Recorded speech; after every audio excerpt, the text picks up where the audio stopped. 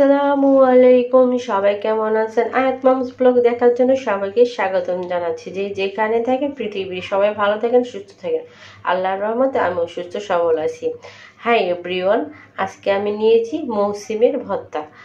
মৌসিম ভর্তা কিভাবে বানাই বা আমি কিভাবে বানিয়ে খাই সেটাই আপনাদের সাথে আজকে আমি রেসিপি শেয়ার করব। তো মৌসিম তো নিয়ে আসছি, এখন চারপাশে যে শক্তটা আশের মতো থাকে সেটা কিন্তু আমি ফেলে দিয়েছি। ফেলে দিয়ে ছোট ছোট করে পিস করে নিয়েছি। এখন আমি ভালো করে ধুয়ে সিদ্ধ বসিয়ে দিব। এই যে সিদ্ধ বসিয়ে দিলাম এবং বলও কিন্তু ভালোভাবেই চলে আসছে। এখন আমি পানিটাকে ভালো করে শুকিয়ে নিব। আমার কিন্তু পানিটা শুকিয়ে গেছে। এই ফাঁকে আমি শুকনো মরিচও ভেজে নিলাম। আজকে একটু ঝাল করে ভর্তাটা খাবো, কারণ ঝাল খেতে ইচ্ছে করতেছে।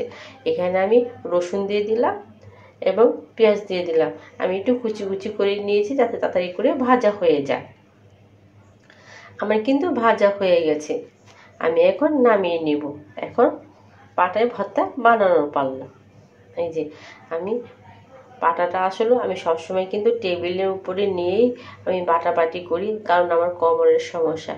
আজকে হাতে বাবা নাই বলে আমি নিচে বসে কিন্তু ভর্তাটা বানিয়েতেছি এবং পাটার নিচে একটা কাপড় দিয়ে নিয়েছি যাতে পাটাটা তুলতে আমার সুবিধা হয়।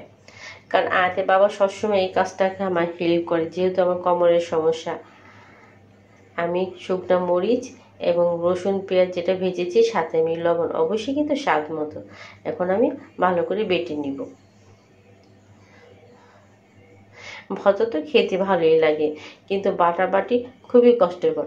তবে ব্লেন্ডারও করতে পারতাম, কিন্তু ব্লেন্ডারের ভর্তা আর হাতের পাটায় মিশানো ভর্তা সেটার মধ্যে কিন্তু অনেকটাই তফাৎ আছে। এই যে অনেকগুলো কিন্তু আমি বেটেও ফেলেছি। আর একটু পুরোপুরি সবটি বেটে নেব। এটার মাঝখানে যে একটা শক্ত থাকে সেটা কিন্তু আমি পাটাতে বাটছি আর একটা একটা করে এই যে ফেলে দিতেছি। এই দেখেন কতগুলো বেট করেছি। এইভাবে আমি সবগুলা বেটে নিলাম। এই যে আমার কিন্তু বাটা শেষ। অনেকে এটার মধ্যে সরষের তেল দিতেও পারেন, আবার সরষের তেল নাও দিতে পারেন। তবে আমি এখানে সরষের তেলটা দিব না, কারণটা কি হয়েছে, যেহেতু আমি তেলে ভেজেছি আর আমি কোনো তেলটা দিব না। এই যে এরকম করে মেশিন করে আমি বেটে নিব। এই যে পাটা কিন্তু আমার শেষ। কালারটাও কিন্তু মাশাআল্লাহ অনেক একটা সুন্দর আসছে। মৌসিমের ভর্তা এক প্লেট ভাত খাওয়া যাবে নিশ্চিন্তায়। কিন্তু এইভাবে কিন্তু আপনারা বাসায় বানিয়ে খেতে পারেন। তবে আমার কাছে খুবই মজা লেগেছে।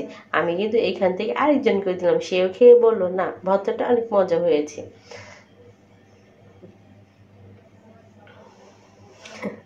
এরকম যদি মাঝে মাঝে ভর্তা খাওয়া যায় তাহলে কিন্তু ভালোই লাগে। তবে গ্রামের মানুষ মোটামুটি একটা ভর্তাটা খাওয়া এখন একটা প্রচলন আছে, কিন্তু ঢাকার মধ্যে খেতে চায় না, কারণ ওই যে কষ্ট। সবাইকে অনেক অনেক ধন্যবাদ। আসসালামু আলাইকুম। সবাই আমার পাশে থাকবেন আর আমার জন্য দোয়া করবেন। আল্লাহ।